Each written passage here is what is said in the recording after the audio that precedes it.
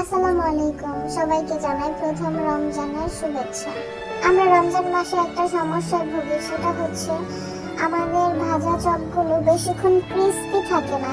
তা নিয়ে থাকছে আজকের ভিডিও। এইভাবে বেসন রেডি করলে আমার মনে হয় অনেকক্ষণ ক্রিস্পি এবং বেশি মুচমুচে থাকে। এটা আমি নিজে ট্রাই করে আপনাদের সাথে শেয়ার করছি। এখানে আমি ছোলার ডালের বেসন নিয়ে নিয়েছিলাম। আপনারা চাইলে আপনাদের পছন্দ মতো বেসন নিতে পারেন।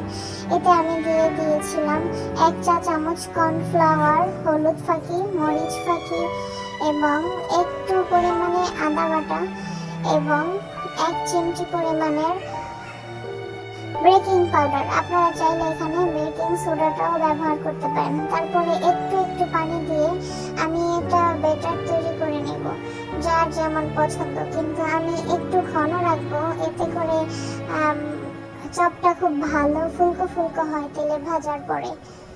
এই তো দেখতে পাচ্ছেন। আশা করছি আজকের ভিডিও ভালো লাগবে আপনাদের। এইভাবে যদি আপনারা বেসন তৈরি করে ডিম চপ, আলু চপ এবং বেগুনি তৈরি করেন, তাহলে অনেকটা সময় পরেও মুচমুচে চপ খেতে পারবেন। আশা করছি আপনাদের সবার ভালো লাগবে। আজ এই পর্যন্তই। সবাই ভালো থাকবেন। আল্লাহ হাফেজ।